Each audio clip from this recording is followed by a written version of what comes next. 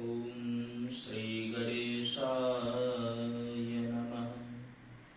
गजाननं भूतगणाधिसेवितं कपित्थजम्बूफलचारुभक्षणम् उमासुतं शोकविनाशकारिकं नमामि विघ्नेश्वरपादपङ्कजं। नमामि विघ्नेश्वरपादपङ्कजं। गुरु गौरी गणेश भगवान की जय। सावित्री च प्रियावित्री सततं ब्रह्मणः प्रिये पूजितासि तुजयि सर्वे स्त्रीभिर्निर्गुणैस्तथा त्रिसन्ध्यं देवी भूतानां वन्दनीया सशोभने मया दत्ता च पूजयितुं ग्रहाण नमोस्तुते ग्रहाण नमोस्तुते। सावित्री देव्यै नमो नमः।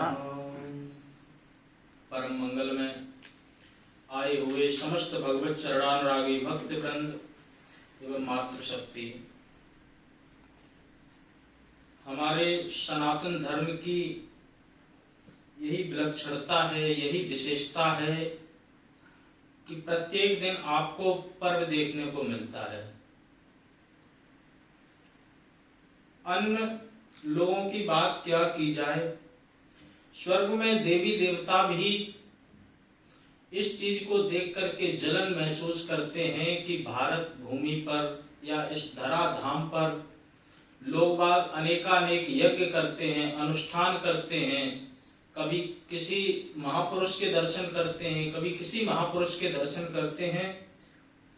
सब कुछ स्वर्ग में वैभव है, परंतु ये सब सुख सामग्री होने के बाद भी ऐसा कोई उनको परोपकार वाला काम नहीं दिखता है। तो वो सोचते हैं, भगवान से पूछते हैं कि इन मनुष्यों ने ऐसा कौन सा शुभ कर्म किया जो इनको इतने पर्व मनाने को मिल रहे हैं। कभी रामनवमी मना रहे हैं, कभी कृष्ण जी का जन्मोत्सव मना रहे हैं, कभी यज्ञ कर रहे हैं, तो कभी वट सावित्री जी का भी पूजन कर रहे हैं। तो अनेकानेक ऐसे पर्व हैं। उन सभी पर्वों में से आज का जो पर्व है वो वट सावित्री जी का है। सावित्री माता की कृपा से उन्होंने समस्त नारियों को एक ऐसा आदर्श स्थापित किया है कि आज भी, इतने वर्षों पहले ये घटना घटी थी, आज तक हम सब लोग उनकी पूजा करते हैं। इसी के साथ साथ में आज भगवान शनि देव जी का भी जयंती के रूप में, उनका जन्मोत्सव के रूप में उनको माना जाता है। शनिदेव समस्त दुखों को, संकटों को टारने वाले हैं, काटने वाले हैं। अगर प्रसन्न हो जाएं तो ऐसा कोई कार्य नहीं है जो उनसे रह जाए।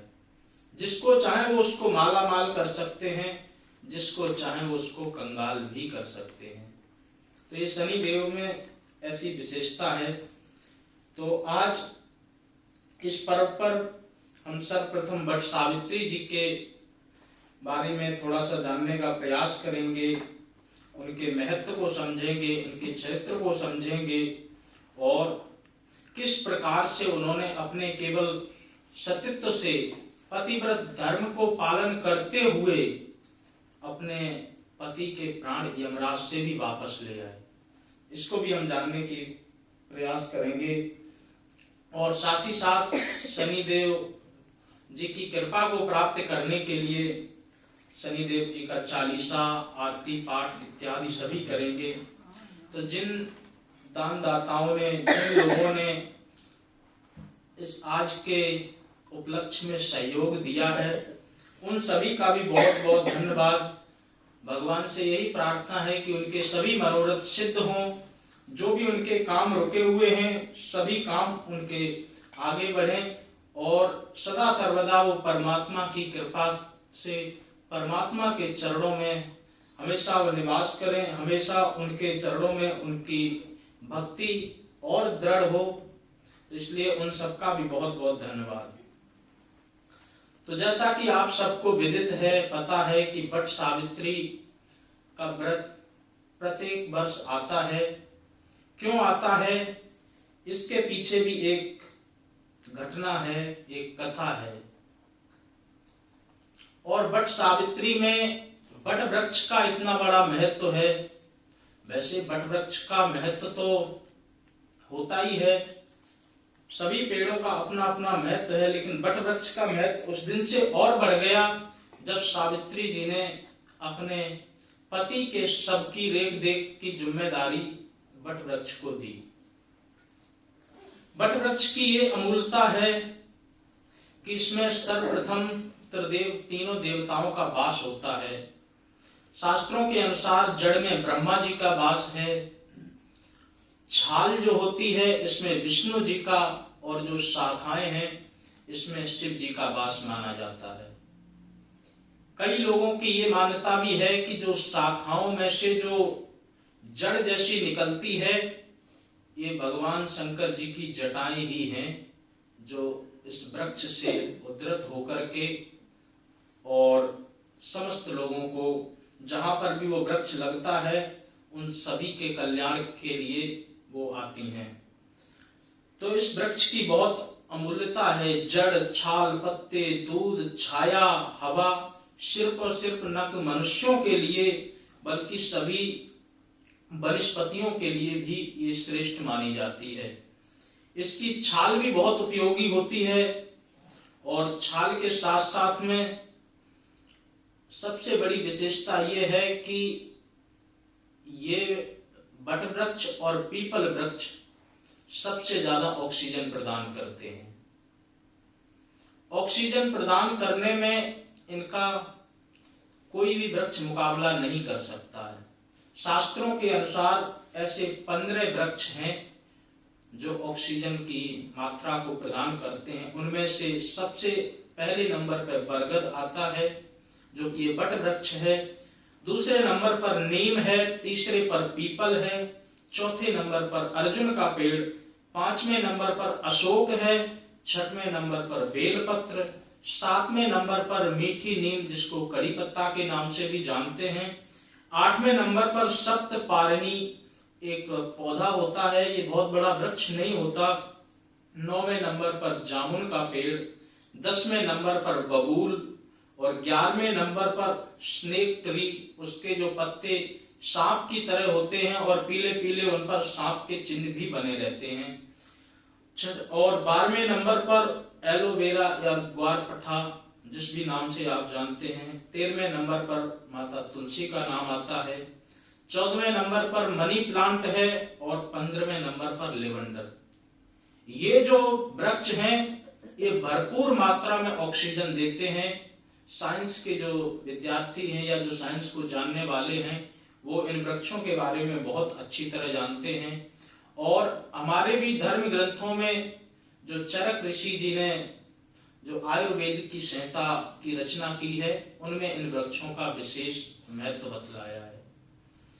तो यही सब कारण है कि इस वृक्ष की महत्ता इतनी है। और इस वृक्ष की महत्ता तब और बढ़ जाती है जब राम जी भगवान वनवास के लिए जाते हैं, और जाकर के जैसे ही प्रयागराज से आगे पहुंच करके भरद्वाज मुनि के आश्रम में जाते, तो भरद्वाज मुनि जी राम जी से इस वट वृक्ष की पूजा करवाते हैं।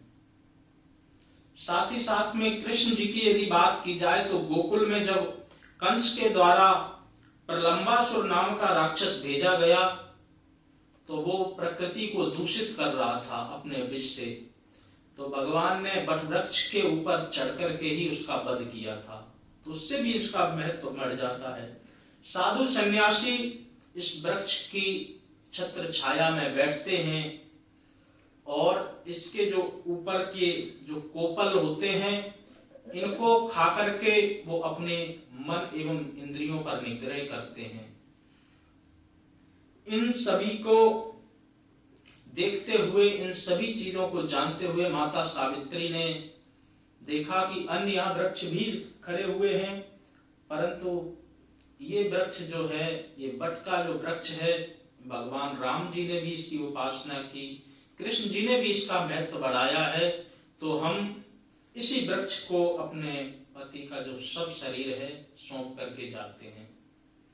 तो ऐसे वट वृक्ष की इतनी महत्ता है, इतनी विशेषता है, तो हमारे मंदिर के कमेटी मेंबरों के पुरुषार्थ से आप इस वृक्ष के दर्शन ही नहीं बल्कि इस वृक्ष की पूजा भी कर सकते हैं। तो हमारे मंदिर में ये वृक्ष आ चुका है। अब आप प्रत्येक वट अमावस पर आकर के विधि विधान से पूजा करें। तो ऐसे वट वृक्ष की इतनी विशेषता को देखते हुए माता सावित्री जी ने इस वट वृक्ष के नीचे ही अपने पति परमेश्वर का सब रखा था, इसीलिए इस वट वृक्ष का इतना महत्व है। तो आइए अब हम कथा में प्रवेश करें। जो वट सावित्री व्रत की जो कथा है उसमें भद्र देश के राजा थे जिनका नाम अश्वपति था। भद्र देश के राजा अश्वपति के कोई भी संतान नहीं थी। उन्होंने संतान प्राप्ति के लिए मंत्रोच्चारण और नित्य प्रति हवन करना प्रारंभ किया। जब हवन करते करते उनको 18 वर्ष बीत चुके। 18 वर्ष में उन्होंने 1,00,000 आहुति का प्रदान किया। 18 वर्ष जैसे बीते तो इसके बाद सावित्री देवी प्रकट हुई और प्रकट होने के बाद में उनको वरदान दिया कि तुम्हारे यहाँ एक तेजस्वी कन्या प्रकट होगी और वो जन्म लेकर के तुम्हारे कुल का वंश का नाम बढ़ाएगी। तो इस प्रकार से जब उन्होंने सावित्री माता की बात सुनी तो मन में प्रसन्नता हुई।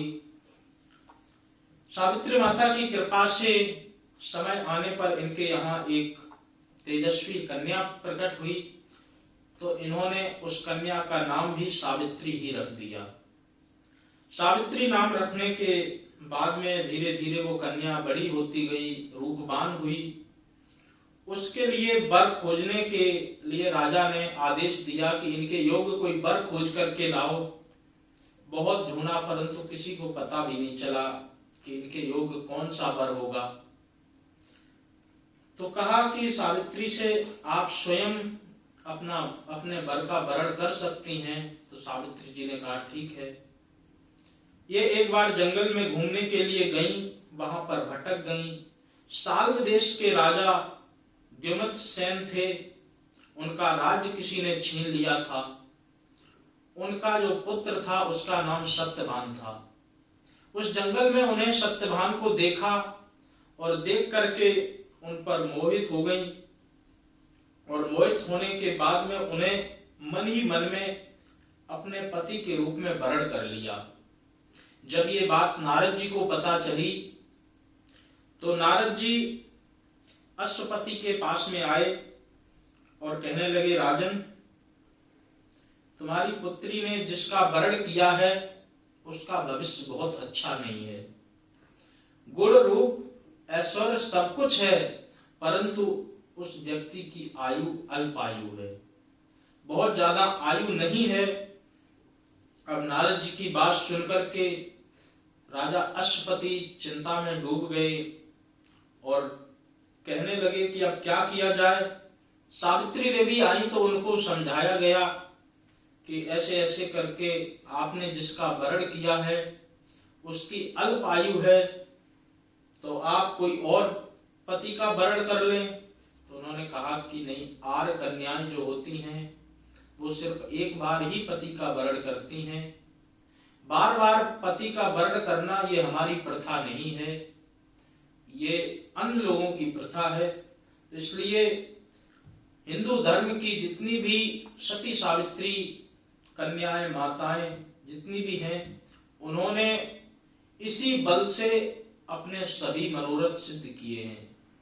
माता सावित्री की बात तो चली रही है, साथ ही साथ में माता अनसुईया की बात की जाए तो उन्होंने भी केवल एक पति व्रत धर्म के कारण ब्रह्मा विष्णु महेश जैसे देवताओं को भी अपने सिर्फ और सिर्फ पतिव्रत धर्म के ही तेज से 6-6 महीने का बालक बना दिया था। माता नर्मदा जी की बात कही जाए तो नर्मदा जी भी सदैव स्वर्ग लोक में पहुंच गई थी, केवल और केवल पतिव्रत धर्म के कारण ही। तो इस पतिव्रत धर्म में वो सामर्थ्य है कि सब कुछ करने में संभव हो सकते हैं। तो उन्होंने कहा कि हमने तो एक बार ही वर्ण कर लिया है, अब जो भी होगा वो हमारे भाग्य का है, अब हम इनको बदलना नहीं चाहते। पिता की बात सुनकर के सावित्री जी ने जब मना कर दिया और विवाह के लिए हट करने लगी, तो उन्होंने कहा ठीक है, फिर तुम इनसे विवाह कर लो। तो उनसे विवाह करवा दिया गया। सावित्री जी ससुराल पहुंच करके सास ससुर की सेवा करने लगी। धीरे धीरे समय बीतता गया। नारद जी ने सत्यभान की मृत्यु के बारे में पहले ही दिन निश्चित बता दिया गया। जब दिन निश्चित बता दिया तो सत्यभान प्रत्येक दिन की तरह उस दिन भी लकड़ियों को काटने के लिए गया। तो सावित्री जी को जैसे ही पता चला कि समय आने वाला है तो अधीर होने लगी। अधीर होने के बाद में उन्होंने उस दिन व्रत उपवास भी किया। व्रत उपवास करने के बाद भगवान का पूजन करने लगी। और जब सावित्री जी को पूजा पाठ करते हुए देखा तो सत्यभान जंगल में लकड़ियां काटने के लिए गया। सावित्री माता भी पीछे पीछे जाने लगी। देखा कि सत्यभान लकड़ी काट रहा था पेड़ पर चढ़ करके, तभी उसके सिर में बहुत तेज दर्द हुआ और वो वृक्ष के नीचे उतर आए। इतना देख करके सावित्री जी अपने भविष्य को समझ गईं। सत्यभान के धीरे धीरे प्राण निकलने लगे तो सावित्री माता ने उनको अपने गोद में सर रखा और सर को सहलाने लगी। तभी वहां पर यमराज को आते हुए देखा तो यमराज आए और यम फांस में सत्यभान के प्राणों को उन्होंने जकड़ लिया। जकड़ करके ले जाने लगे तो पीछे पीछे सावित्री माता भी चलने लगी। सावित्री माता जब पीछे पीछे चलने लगी तो यमराज ने कहा कि सावित्री, ये विधि का विधान है, हानि लाभ जीवन मरण यश अपयश विधि हाथ। ये हानि लाभ जीवन मरण यश अपयश ये परमात्मा के हाथ में है। ये सबके साथ होता है तो इनके साथ भी हो रहा है, तो आप पीछे पीछे क्यों चल रही हैं? तो सावित्री जी ने कहा कि हमारा भी धर्म है कि पति के पीछे चलना। जब भी जहां भी पति देव जाएंगे तो उनके पीछे पीछे चलने का प्रयास करते हैं। आज भी माताएं यदि पति देव बाहर जाते हैं तो तन से नहीं तो बल्कि मन से तो उनका चिंतन करती रहती हैं। और दरवाजे पर खटकते ही कोई दूसरा भी हो, उनको लगता है कि वही आ गए, तो इसका मतलब वो मन से अपने पतिव्रत धर्म का पूरी तरह पालन करती हैं। तो इसी प्रकार से सावित्री जी आगे आगे जाने लगी। तो यमराज ने कहा कि आप हमारे साथ नहीं जा सकती हैं, आप यहां से ही वापस लौट जाएं। तो उन्होंने कहा कि देखो, हम पति परायणा है और जहां हमारे पतिदेव जाएंगे उनके पीछे पीछे मैं जरूर जाऊंगी। यमराज ने उनके पतिव्रत धर्म को देखा, प्रसन्न हो गए, कहा कि वरदान मांगो। तो उन्होंने कहा कि हमारे सास ससुर का राज्य छिन गया है और उनकी आंखों की ज्योति भी नहीं है, तो अगर आप देना चाहते हैं तो हमारे सास ससुर के आंखों की ज्योति आ जाए और उनका राज्य भी वापस आ जाए। यमराज ने वरदान दिया, ऐसा ही होगा। उसके बाद फिर आगे जाने लगी तो उन्होंने कहा कि अब क्यों पीछे पीछे आ रही हो? तो उन्होंने कहा कि हमारे जो सास ससुर हैं उनका राजपाट तो वापस मिल गया, अब इसी के साथ साथ में हमें ये वरदान भी दिया जाए कि इस राजपाट पर कभी भी किसी आक्रांता राजा या किसी दुश्मन का कभी कोई खतरा ना हो, पूरी तरह से उस राज्य को प्रोटेक्ट किया जाए, उस राज्य की रक्षा होती रहे। धर्मराज ने ये भी वरदान दे दिया। उसके बाद भी पीछे पीछे जाने लगी। तो धर्मराज ने कहा कि अब तुम एक वरदान और मुझसे कोई भी मांग लो, उसके बाद तुम्हें लौटना ही पीछे को पड़ेगा। सावित्री माता ने कहा कि ठीक है, आप मुझे यदि एक वरदान देना चाहते हैं तो एक वरदान मुझे प्रदान करें कि मैं 100 संतानों को जन्म दूं। धर्मराज ने आवेश में आकर के इस वरदान को भी पूर्ण करने का वचन दे दिया। जैसे धर्मराज जी ने वचन दिया तो वचन देने के बाद में सावित्री माता ने प्रश्न किया कि मैं तो पतिव्रता नारी हूं, पर पुरुष को देखना भी हमारे लिए पाप है, तो अब क्या करें? आप हमारे पति के प्राणों को लेकर के जा रहे हैं। तो यमराज ने कहा कि ठीक है देवी, तुम्हारी पति परायणा भक्ति से हम प्रसन्न हैं और इसी कारण हम तुम्हारे पति देव को तुम्हें वापस सौंपते हैं। तुम्हारे पति देव, तुम अपने पति देव को वापस लेकर के जा सकती हो और जो हमारे वरदान हैं वो भी तुम्हारे साथ रहेंगे।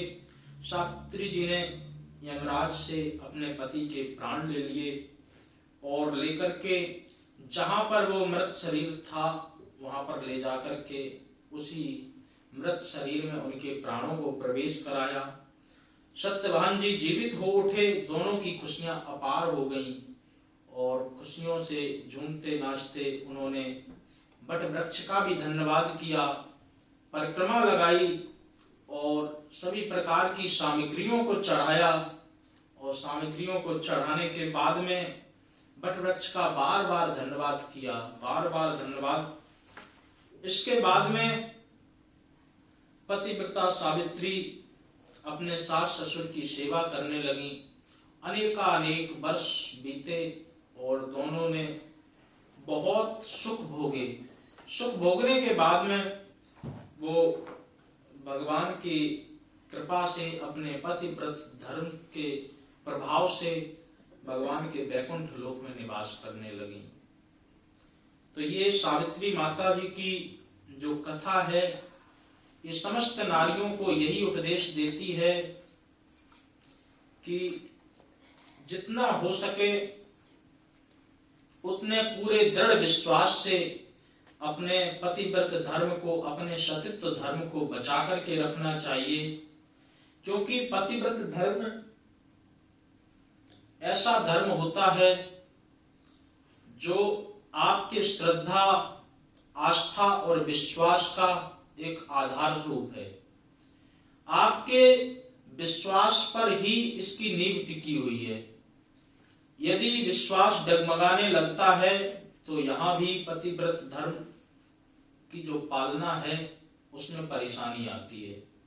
आप पूर्णता विश्वास करें, विश्वास करने के साथ साथ में भगवान की कृपा से भगवान से यही वरदान मांगे कि हमारा विश्वास अटूट रहे और ऐसा अटूट विश्वास के साथ साथ में अपने पति की आयु का भी वरदान मांगना चाहिए। भगवान से कहना चाहिए कि जब तक गंगा यमुना की जलधारा अचल रहे सौभाग्य हमारा। ऐसी जब तक प्रार्थना सच्चे मन से नहीं की जाएगी तब तक पतिव्रत धर्म की जो पालना है उसमें कहीं ना कहीं संदेह ही रहेगा। स्त्रियों का ये विशेष कर्तव्य है कि अपने पति की सेवा करें, पति परायणा रहें, तो पत्नियों का भी उनके प्रति विशेष नियम है कि उनकी बातों का ध्यान रखा जाए। यदि पत्नी पति परायणा है तो फिर पति को भी एक नारी व्रत धर्म का पालन करना चाहिए।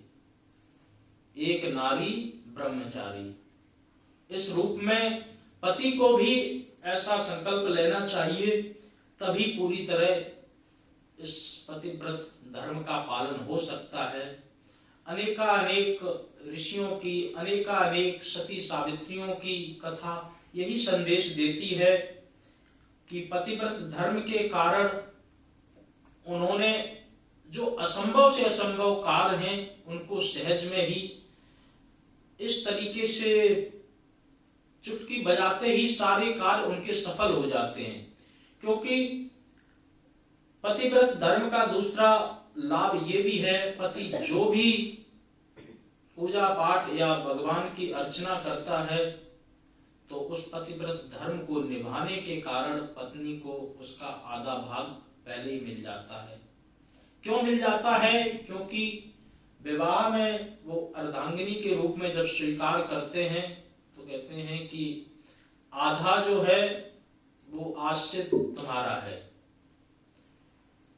ये परंपरा हमारे यहाँ अनेकानेक वर्षों से चली आ रही है। कानून ने भी अब तो इसका समर्थन कर दिया है। तो इसलिए पतिव्रत धर्म के अनेकानेक लाभ हैं।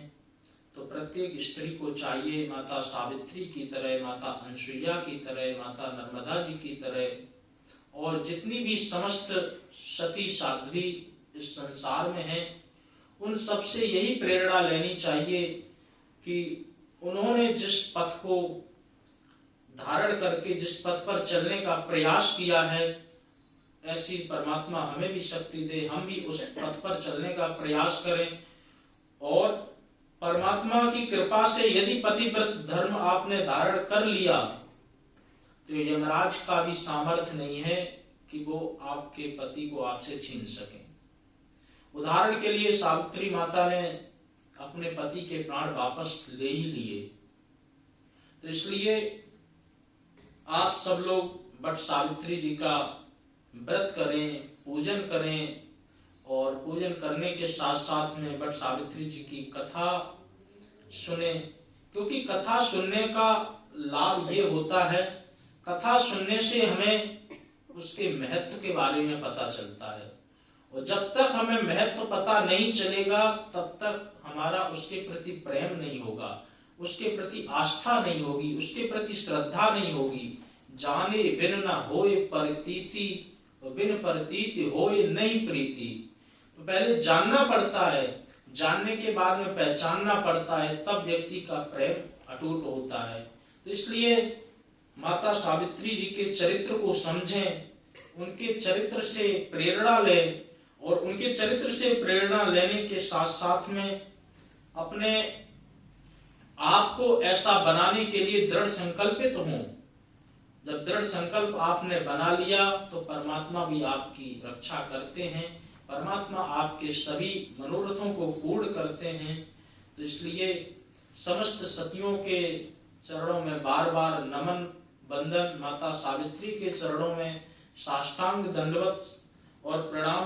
तो इसलिए आप सभी लोग माता सावित्री की पूजा करें, क्योंकि माता सावित्री की पूजा करने से आपको वो बल प्रदान होगा, आपको वो बल प्राप्त होगा जिससे आप अपने सतीत्व की, आप अपने पतिव्रत धर्म की रक्षा कर सकती हैं। सीता माता को अनसुईया जी ने यही उपदेश दिया था कि पति परायणा है, पतिव्रत धर्म को कैसे पालन करना है। और सीता माता ने पूरी तरह मान करके देखो, भगवान राम जी के पीछे पीछे चलना स्वीकार किया। कांटे, जंगल, भूख सब चीजों को सहते हुए भी क्यों किया? क्योंकि समस्त नारियों को ये उपदेश देना था कि पतिव्रत धर्म सरल नहीं भाई, ये जो धर्म है ये बहुत कठिन है। और कठिन होने के साथ साथ जिसने इसको निभा लिया, जो इसमें पास हो गया, तो उसके बाद में फिर परमात्मा की कृपा उसके ऊपर कोई भी नहीं रोक सकता है। कोई भी परमात्मा की कृपा को आने से या आपके कोई भी संकट बीच में नहीं आ सकते हैं। पति की सहज ही रक्षा होती रहती है। इसलिए जो ये विशेष पर्व आते हैं, बट सावित्री व्रत हो गया, करवा चौथ हो गया, तो इनका यही महत्व है कि हम अपने जिस रास्ते पर चल रहे हैं कहीं हम ये रास्ता भटक न जाएं। इसलिए समय समय पर ये व्रतों के माध्यम से, कथाओं के माध्यम से या सतियों के चरित्र के माध्यम से हमें बार बार स्मरण दिलाया जाता है, हमें बार बार बताया जाता है कि यदि आप इस रास्ते पर चलने का आपने प्रयास किया है, आप वैवाहिक बंधन के बाद में ये रास्ता आपने अपना लिया है, तो कहीं इसको भूल ना जाओ। तो किसी ऐसे अवसर पर सावित्री माता की कथा आ गई कि आप सावित्री जी ने ऐसे ऐसे किया था, आप भी ऐसे कर लो। करवा चौथ पे आ गई, उन्होंने ऐसे किया था, ऐसे कर लो। तो ये आपके हित में है, ये आपको स्मरण दिलाने के लिए इन कथाओं का ऋषि मुनियों ने संग्रह किया है। और ऋषि मुनियों का धन्यवाद करते हुए, सती सावित्रियों का धन्यवाद करते हुए अपने जीवन को पति परायणा बनाने का पूरा प्रयास करना चाहिए। पतिव्रत धर्म यदि आप सबने विधिवत रूप से पालन कर लिया तो ऐसा संसार का कोई भी संकट नहीं है जिस संकट को आप अपने सहज से ही ना निकल जाएं। आपको कहीं जाने की जरूरत नहीं है, क्योंकि शास्त्र तो ये कहते हैं कि जो पत्नियां होती हैं उनको परमात्मा के पास भी जाने की जरूरत नहीं है। केवल और केवल घर में रहते हुए शुद्ध मन से यदि पतिव्रत धर्म का पालन किया है तो उन पर कृपा हमारी, वो कहीं भी रहें, हमारे पास आए ना आए, उनके ऊपर पूरी तरह हमारी कृपा बरसती रहती है। तो इसलिए पतिव्रत धर्म जितना आपका दृढ़ होगा उतनी परमात्मा की कृपा आप सबके ऊपर बनी रहेगी। तो ऐसे माता सावित्री देवी को हम सब बार बार नमन करें, बार बार प्रणाम करें। इसी के साथ में सावित्री माता की कथा का हम समापन करते हैं। ये कथा प्रत्येक जीव को, प्रत्येक स्त्री को, जो स्त्री इस धर्म को, पतिव्रत धर्म को स्वीकार कर चुकी है और करने के बाद अपने जीवन को सहज चलाना चाहती है, संकटों से बचना चाहती है, तो माता सावित्री जी उन सभी के जीवन में उन्नति प्रदान करें, उन सभी को इस प्रकार की शक्ति प्रदान करें कि वो माता सावित्री की तरह अपने आप को भी पति परायणा बना करके और परमात्मा की कृपा को पा करके अपने जीवन को सहज ही चलाते जाए। बोल सावित्री माता की जय, सत्यभान की जय, बट वृक्ष की जय, यमराज भगवान की जय, सभी देवी देवताओं की जय।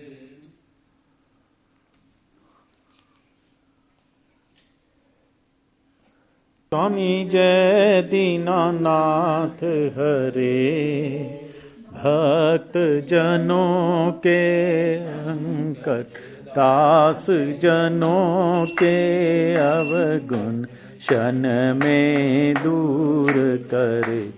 ओम जय जगदीश हरे, ध्यावे सुन पावे दुख विनशे मन का।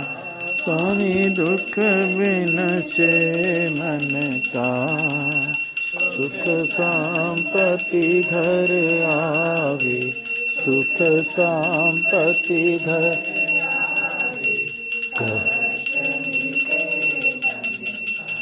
ओम जय जगदीश हरे।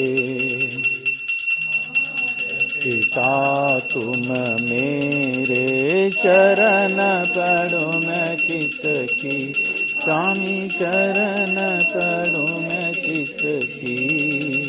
तुम बिन और ना दूजा, प्रभु बिन और ना दूजा, आश करूं मैं जिसकी।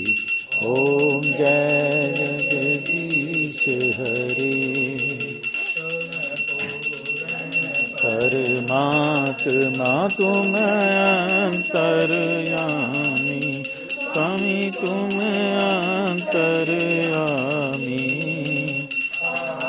भरम परमेश्वर पार भरम।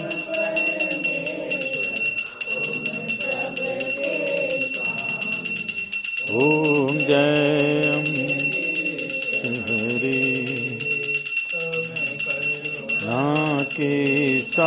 सागर तुम करता तनिक रक्षा करता मूरख कल खामी मैं सेवक तुम स्वामी कृपा करो भरता ओम जगदीश हरे हो एक अगोचर सबके प्राणपति स्वामी सबके प्राणपति किस विध मिलाऊं किस विध मिलाऊं दया तुमको मैं तुमती ओम जय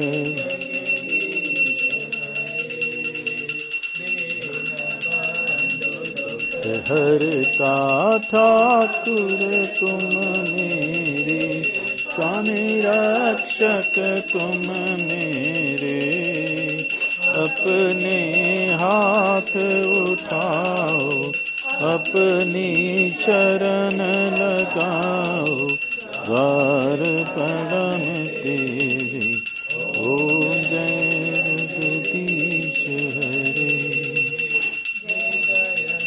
कार मिटाओ हर करो स्वामी कष्ट हरो देवा श्रद्धा भक्ति बढ़ाओ श्रद्धा प्रेम बढ़ाओ ओम जय अमृत हरे धन सब है तेरा स्वामी सब कुछ है तेरा तेरा तुझको अर्पण तेरा प्रभु को समर्पण क्या लागे ओम जय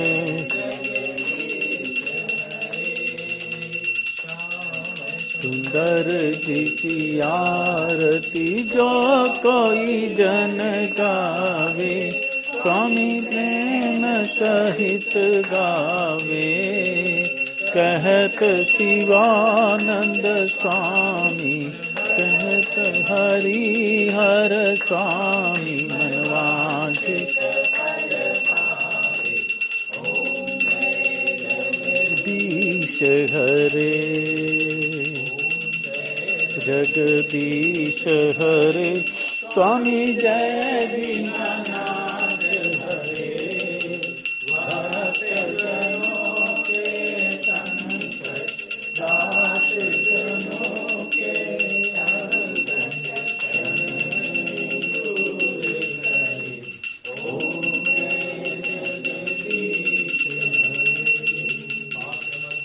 सोयं भ्रामतं केशवोपरि अंगलग्नं मनुष्याणां सर्वं पापं विपोहतु सर्वं कष्टं विपोहतु आरार्तिक्यांते आरार्तिक्यं करकुहृगौरं करुणावतारं संसारसारं भुजगेन्द्रहारं सदा वसन्तं हृदयारविन्दे भवं भवानी सहितं नमामि तमेव माता च पिता त्वमेव बन्धुः च सखा त्वमेव विद्या द्रविडं त्वमेव सर्वं मम देव त्वमेव सर्वं मम देव बोल सावित्री माता की जय सत्यभान जी की जय वटवृक्ष की जय यमराज भगवान की जय सभी देवी देवताओं की जय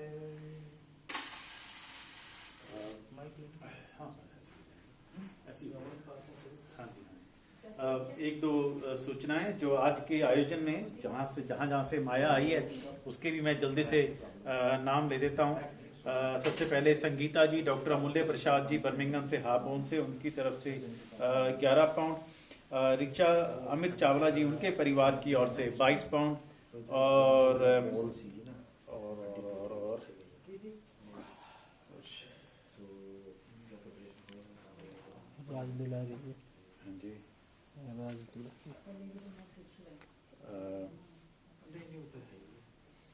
सलोना गुप्ता जी वुलवरहैम्पटन से, उनके परिवार की ओर से 22 पाउंड।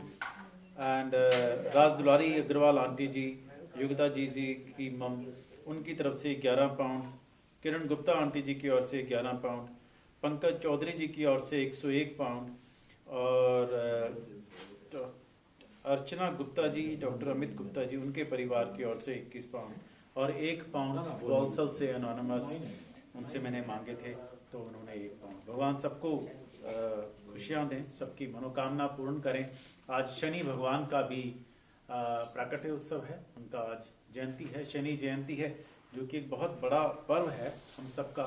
और अभी सावित्री और सत्यवान के बारे में क्या बताऊं, जो पंडित जी ने अभी कथा सुनाई है, तो उसके बारे में आप सभी को ढेरों ढेरों शुभकामनाएं। जयकारा श्री हरि बोल, सच्चे दरबार।